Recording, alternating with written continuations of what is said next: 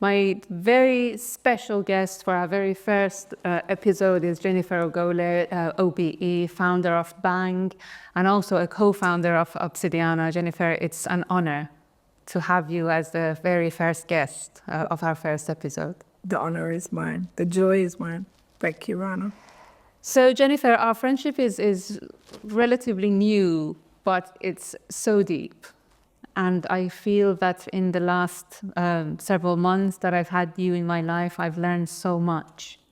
And spiritually, I have elevated to a level that I never thought was possible. And for me, I'd say that the moment that things started moving and switching specifically was after my 14-year-old nephew, Rana, passed away in an accident. And obviously it was a huge shock to the family. And I remember that one of the things that were really helping me in those days were the long conversations that I had with you, in which you told me, you asked a question and you said, do you think that John was that body? And I said, no. And then you said, so you think that there was something more than the body? And I said, yes. And you said, so, but that thing, that soul was there, is still there and is eternal. And I said, yes, I know that. And then you said, okay, then you have to realize that everything that we experience, this reality, is an illusion. It's not a reality. And I said, I understand that. But my problem is, how can I transfer this to others who are suffering? And then you told me it's difficult to shake people out of a dream. And my hope is that with Obsicast, we can slowly do that and talk about the things that you have taught me and has helped me so much through my grief, with the hope that others might find help in your words. Okay. Yes, Rana. I think that's the point of life, isn't it? That's the point of our existence, is to uplift, is to know the truth, you know? And in knowing the truth, then there you'll find freedom. I also think that, you know, your own upliftment has come about because you wanted it and you've worked for it and you were ready to receive it. So that's how it works, you know? But certainly, yes, it's love. It's love that is real, and life is love, is God. So I don't think there's anything else worth doing than seeking that and being that, to be honest. But what is the truth? You tell me, what's the truth? What's true to you? What's true? What is it you know that is absolutely true? I think it's love, but it's going to be very abstract for the viewers. Yes. So or that soul, or what we all have, and then we go back to after we leave our body. Mm-hmm. I think that is the truth. But it's very difficult to describe it for a lot of people. But Rana, what is difficulty? It's very difficult to live, it's very difficult to work, it's very difficult to have babies, everything is difficult. But what is worth it? And I think there's nothing wrong with it being challenging. That's why I say that's the only thing that's really worth pursuing. You know, we're born into this world and we spend our lives seeking and working very hard for everything else. And yet, the actual truth, the only thing that's real, is a sort of a back burner thing in our lives. So, so that's something to consider.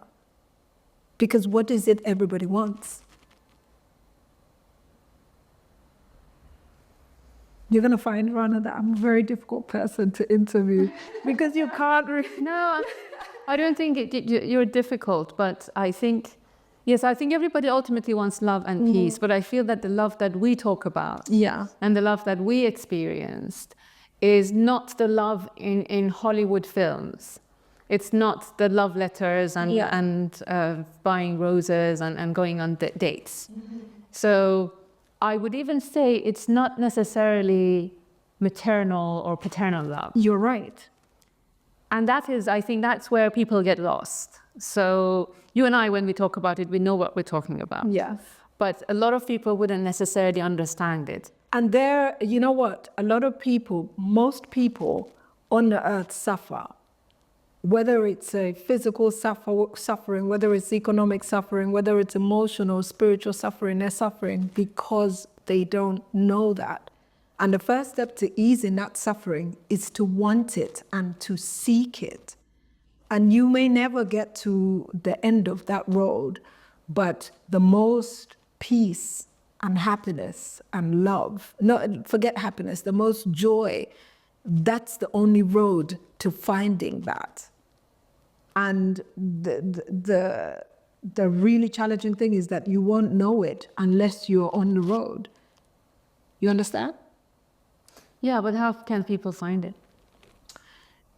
Funnily enough, Rana, for many people, just like how our journey started, suffering is the way. Because if you're satisfied to live a material existence and everything seems fine on the surface of things, then you will never really seek. If you're comfortable, you won't grow in any way, really. You won't grow. Forget spiritually. You're not going to grow materially or physically. If you're comfortable with how your body is, you will not grow physically fitter, and so on and so forth. So suffering, I have learned, and especially for me, so there are some few people, really blessed ones who are enlightened, are just given the light as they are born, in the way that children are. But for many of us, we get to that path because something must break the illusion. And whatever that is, you're going to experience it as suffering. So anything that breaks the comfort, you will experience as suffering, and therein starts the root. Yeah? Mm-hmm. So in your case, you lost your nephew, and you absolutely had to make sense of it, and there was nothing in this world that could make you make sense of that. So you had to dig deeper, and you did. And that's the thing, when you ask, you will receive. If you seek, you will find. And you did seek, and you found. And you're finding, rather. Yeah? And you asked, and you're receiving. So that's the way it works. It's that, there's a Bible quote, the things of God are foolishness to man, and the things of man are foolishness to God. That is so true. Because what you perceive as reality, what you perceive even as life or love, is so far from the truth that in order for you to find that truth, the illusion must break. You must wake up, And waking up can be challenging, but ultimately there's nothing more rewarding than being awake. Yeah. And I think we have a massive opportunity at this time in the world. In fact, the more there is discord and disharmony, the more that things are difficult, is the more chance that we have to wake up. Because there's not going to be peace without truth, without love. There's not going to be justice without truth and without love. Yeah, that's it. People have sought this for years, for centuries, for millennia, age after age. A few find it, but, on a world scale, it's not going to happen any other way. It will never happen. There will never be peace in the world. There will never be peace in the Middle East. It's not going to happen. Because peace, love, joy, these are attributes of the Most High, of what people call God. Yeah. No one else provides this. Nothing else can give this. Except God Himself, which is life, which is love. So Everything else is just, it's nothing. There's nothing else that's there, really. And what do you mean when you say this is an illusion? I mean that even on a scientific level, what you're perceiving through your ears and your eyes are filtered. You are experiencing these things, you're perceiving these things through the veil of your human self. So take, for example, your nephew, Janon, right? He is not dead, so what do you think he's perceiving? What do you think? Do you think he sees things the way you see things? Because there's a quality as well, because I've spent many, many years looking into this to the point where I've got to now, which is that there's nothing else that's worth looking into. So there are some fundamental things that you can help. So number one is that the truth is eternal, it's everlasting, it never changes, it doesn't matter where, when, it stays the same. So your body doesn't last forever, doesn't stay the same, it ages, it passes away. So that can't be the truth, right? Mm-hmm. So there's a start. Remind me of your question. What do you mean when you say that this is an illusion? It is a complete and utter illusion. It is. The fact that things are different here than they are in Africa or in the Middle East is one. Which one is true? The fact that, an act of violence in one country is an act of justice in another. That can't be true then. You understand? In fact, I'd go so far as to say that if you can actually put it into words and make sense of it with your intelligence, then it probably isn't true. Mm-hmm. Because you are limited in what you can perceive, number one. And you experience the world through a mind which is shaped, controlled, programmed, and is different from person to person. So again, there is no truth. Therefore, if those things are not true, then they can only be illusion. Mm-hmm. No? Yes, but then a materialist or a scientist would tell you that, okay, even your philosophy is based on your perception and your limited understanding and perception of the world. So how do you know that the only truth is love? Because all of this is limited. You see what I mean? Mm-hmm. So then it's about how do you surpass that limit? For me, it's been plant medicine. Mm. I attribute a lot of what I know because of my experiences. Ultimately, Rana, I identify as a spiritual being. I know that I'm a spiritual being. Now, what does that mean? And I'm nowhere near the end of that journey, but I know enough to know that what I'm perceiving isn't reality. And even the experiences that you have through plant medicine will tell you. But it's also, again, another challenge is that it's not something you can, put into words or share with anybody. It's, you live it, you are it, and it's impossible to explain to anybody else. So it's the ultimate journey, it's the ultimate ride, is to find out what that is for you. And ultimately, everybody, all roads lead to home. So everyone will get there. Everybody will get there. Another thing, one of the biggest illusions is that we are separate beings, and we are not. There is only one life. There's no Persian life, Ugandan life. It's not mangoes here. And even mangoes, the thing that they come out of is the same one life. All plants, all animals, all of life is one thing. So the illusion of separation is a complete and total illusion.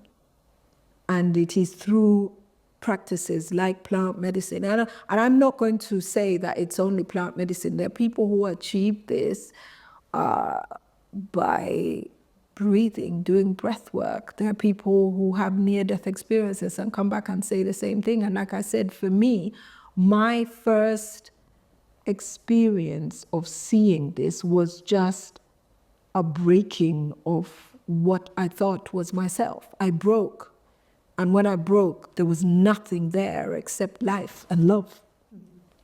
And that's how my awakening started, very painfully that way. You know, and I give thanks for it, truly, you know. But how can I explain that suffering to anybody? How can I say to people, look, in 4 months, my whole world was shattered and I broke?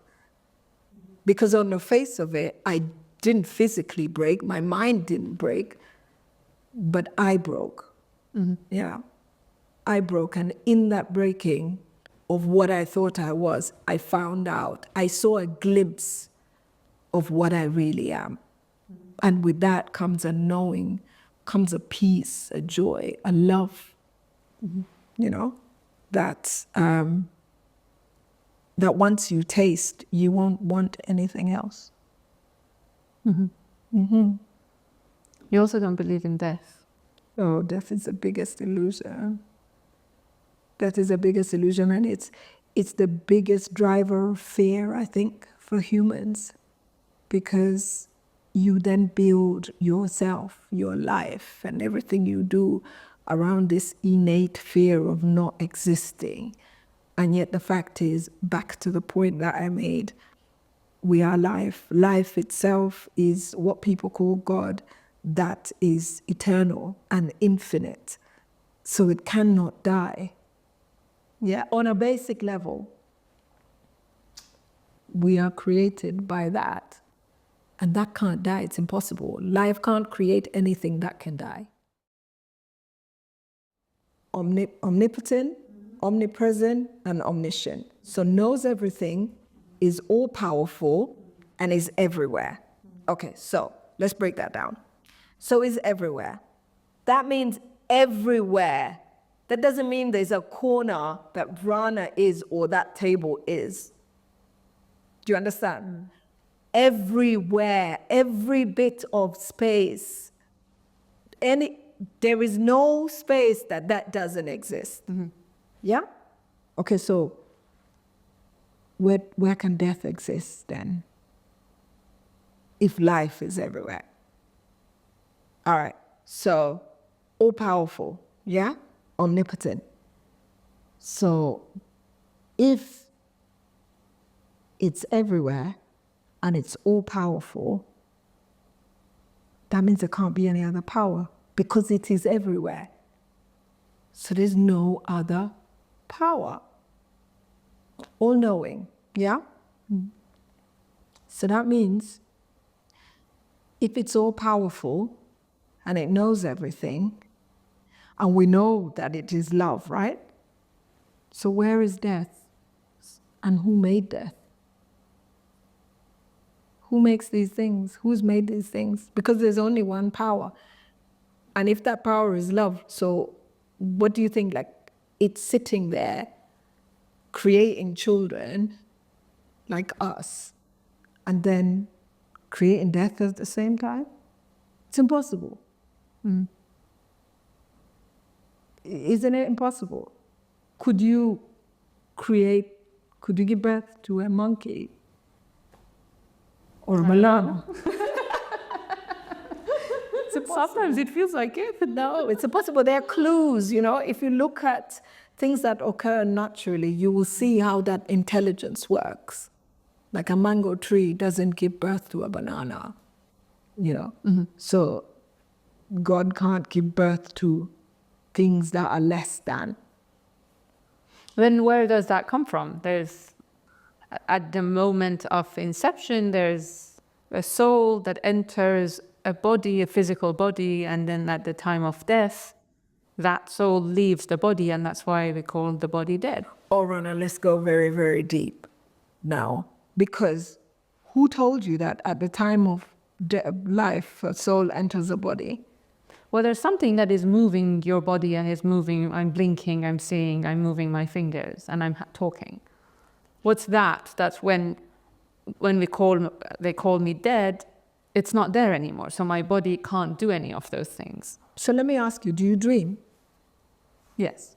When you dream of yourself, when you're in your deepest dreams, don't you move your body and feel what you are? And when you're hungry, don't you feel hungry?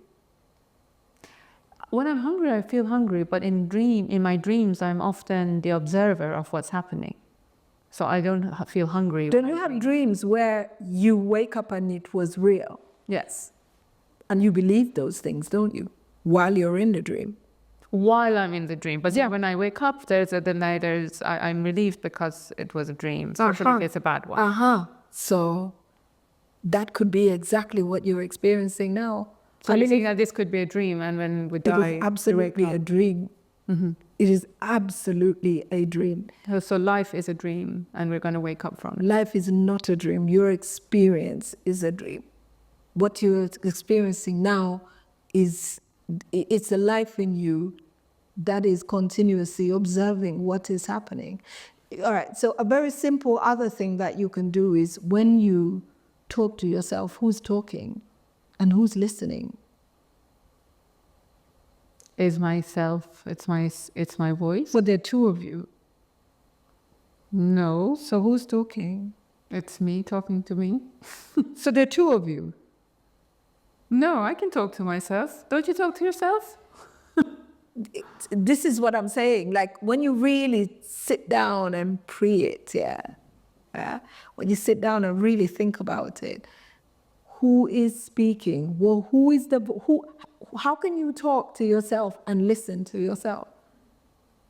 And there are no words. So who's talking and who's listening? The truth remains and it stays. Otherwise, it's illusion. If it's not true, then automatically it's an illusion, right? So the body, we've already said, this body is not going to be here even in 100 years. So it can't be true. There's no truth to it. It's a perception. It is simply just that. You perceive, and this is that thing about the separatedness. In order to experience separatedness, you have to think of yourself as a thing independent of all things. So the way that this looks right now is that there is a thing sitting here, which is Jennifer, and there is a thing sitting there, which is Rana. In reality, there is only one life. We said that. And this is a bit of an exercise. You know, people will bust their heads thinking about maths and science and all of that. But they'll spend little thought thinking of things like that. Because if there's only one life, you are, people say you have life, I say you are life, and I am life. There are no two lives. It's impossible. Ultimately, you're not going to wake up unless you do the work. The work here is to overcome the illusion for your own self. And if you don't do it, you will stay in that. You know, as you were talking, I was reminded of a poem by Rumi, who says, "Bemirid, bemirid, darin ishq bemirid, darin ishq murdid hame ruh pazirif." It says, die in the love, and once you die, you become alive. Exactly. You need to die to the illusion. It is absolutely the way. You know? You have to let go of that in order to, it can't exist. The truth and the illusion can't exist in the same space. You have to choose one. You know? You have to, just like love and fear can't exist in the same. Try it. Try being afraid and try loving. It can't work. Or try loving and then try being afraid. They can't exist. But also because, you know, it's like maths. If you set You know, like in maths, right? You have rules. There are rules. That makes the answer. So 1 + 1 is 1 + 1 wherever you are in mathematics, right? You're not going to go to India and they'll tell you another answer, or go to Uganda and it's another answer. No, it's the same. So my advice is figure out the fundamental rules that you will know. We're so blessed because we are life itself. When you know the truth, which is life is the truth as well, something tells you deep inside of yourself. You will know. So that's built in to all of life. It just knows, just like a plant, doesn't need to work out what water is and what sunshine is and what it needs to survive. It knows itself, know what to do with all of that. It does it. So it's the same thing with us. So start with with what you know is true, even if it's vague and you don't have the words, and just don't accept anything else except that. So once my awakening was me seeing a vision, right? And my sister telling me I broke because my sister died. And she told me some truths. And one of those truths was, all there is love, and all everybody wants is love. And it's only love that can win. So no matter what everybody does, even if they think they want loads of money, ultimately what they want is really love. So I knew that, and I knew that was true. Then about a decade or so later, I distilled this into, there is only one thing I know is true. So quite often when I have ceremonies, or I'm talking to people and they want to know the truth, I will always start by asking them, what do you know that is true? Or when we're going into a plant medicine ceremony, I'll ask them, what do you know is true? And then immediately when you ask people that question, they realize that they know so much, but very little of it is true. So for me, 10 years after that first awakening, the truth was, there is only one thing, which is consciousness, God, the Almighty, the Creator, and I am a part of that. That's all I know. I don't know anything about Jennifer. I don't know anything about being a woman. I don't know anything about everything else. That's all I know. And that's also really challenging and really painful, because I had to let go of, and it's been a process that I'm still going through. I had to let go of everything that I thought I was.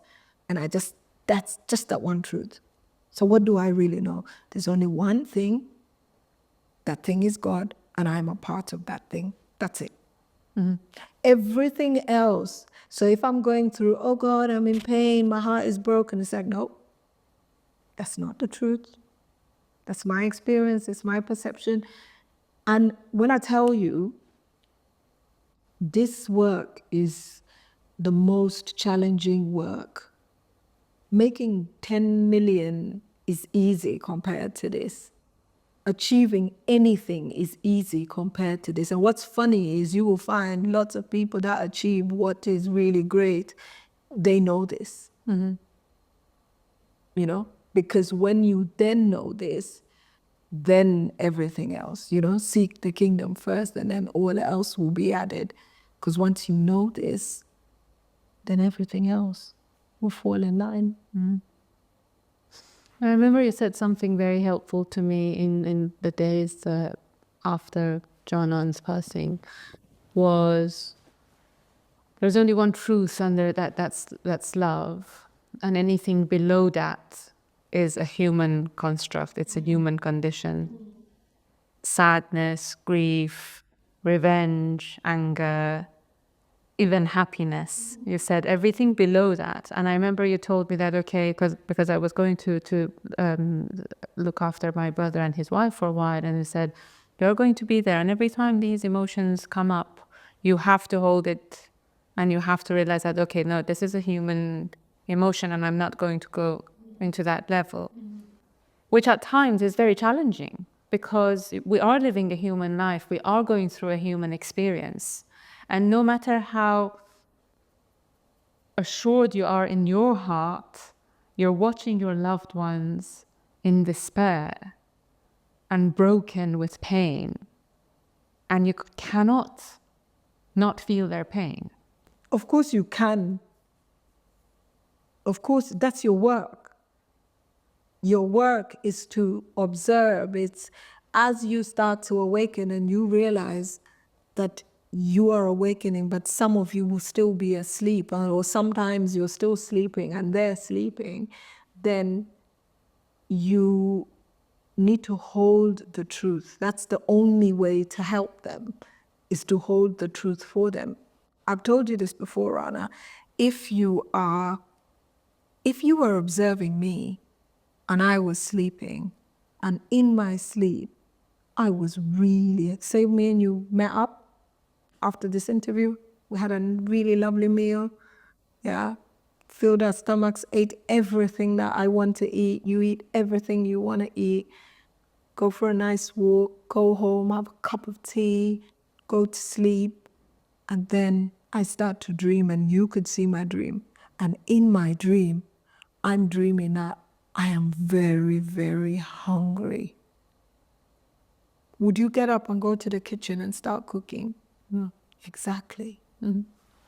You would know that I am not really hungry. I feel hungry. I believe, that's when the word believe is appropriate. I believe that I'm hungry, but you're not going to get up and go and start preparing dishes in the kitchen at 1 a.m. in the morning. You would think to yourself, okay, should I wake her up? If you saw me in very real distress, you'd want to wake me up. Mm-hmm. Or you would patiently just sit there knowing there's absolutely nothing wrong and she'll wake up and know that she's okay. So that's the job. Awakening is really challenging because on top of continuously working on yourself and the fact that you will be a channel for this love, so you will love everyone and everything, is then seeing them in that example of that dream. You know what I mean? Mm. You see them suffering. Mm. But you need to hold the consciousness and know that they're not really suffering. It's their perception, it's an experience. And then the other key thing, Rana, is the position always that if you are a child of the Most High that you say you are, then you trust. We trust. Look at children. Your children trust you. Mm-hmm. So they never sit down and have a worry because immediately they think, I'll tell mom, I'll go to mom. Mm-hmm. And you are limited Rana in this form. Now imagine a father, a mother who is omniscient, yeah, omnipresent, omnipotent. What do you have to worry about? If that's your creator, what is there really to worry about? So even though you may go through that experience, you have to hold on. That's why trust comes into it. Before you fully know, you must trust. So you sit calm, and quiet, and trust.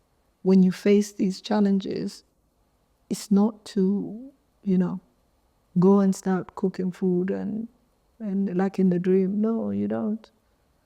You sit calmly, knowing that all is well. My creator, there's no way. My creator is the only power. My creator knows everything, therefore knows whatever I need and whatever I'm going through, and has the power to address anything. And furthermore, is the only creator. So there's nothing to worry about at all.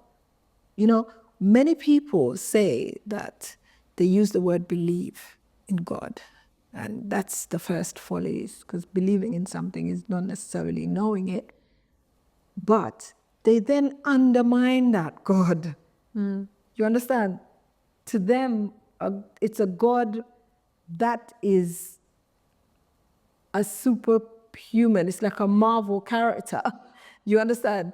It's a God that can do everything, especially what they want, punish people that they want punished, give them what they desire, and basically they are the God of that God.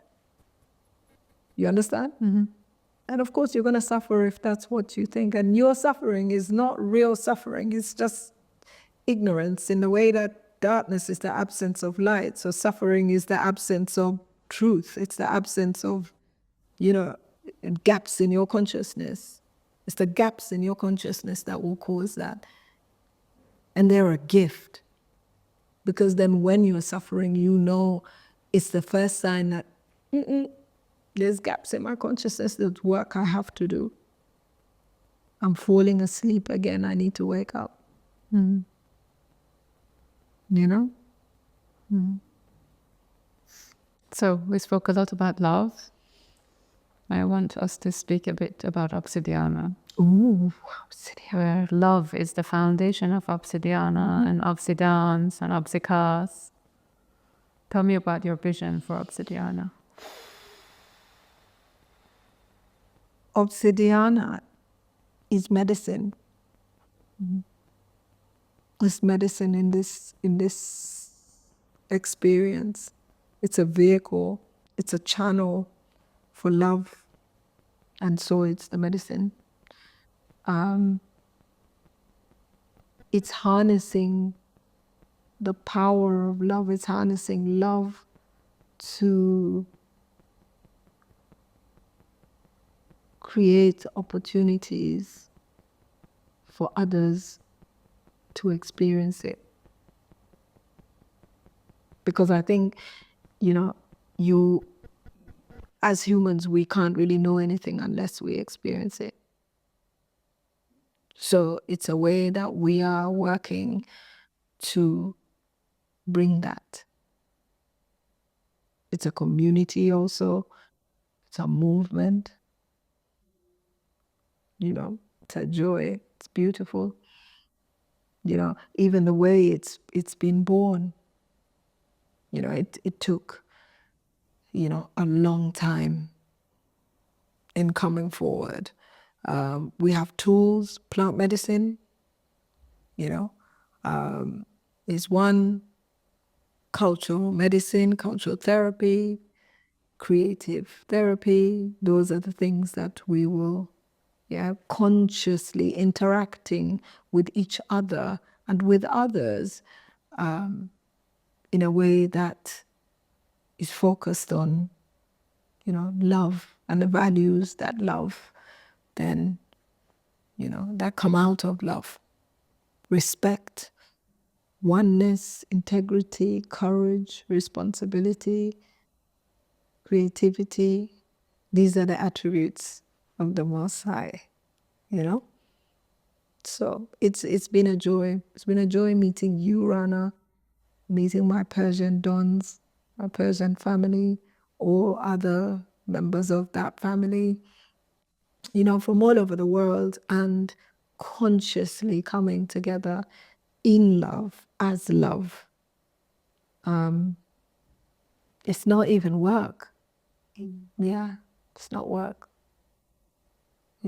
When it feels like work, then you got work to do on yourself. So what is Obsidiana to you, Rana? Obsidiana is a vehicle for the love that we have been talking about in the last hour, that will spread and people will find it, and as a result people won't suffer anymore. So they come into consciousness and they'll be liberated and they'll never feel lonely. I agree. It's a way. It's a light and a way. It's a lighthouse. That's exactly what I thought of. When I was doing my Instagram post, I was thinking, yep, a lighthouse. That's the thing I have in my head. And as you can see, that looks like a flame. So, Which is a breath and a flame. So it's yeah. Jennifer Ogole, it was a pleasure to have you as the first guest of Obsicast, and I'm looking forward to the rest of our journey together on this path. I'm grateful. and I am too. It's a joy. It's an honor to just know you, to be doing this work. And yeah, I look forward and I give thanks. Thank you. Blessings and love.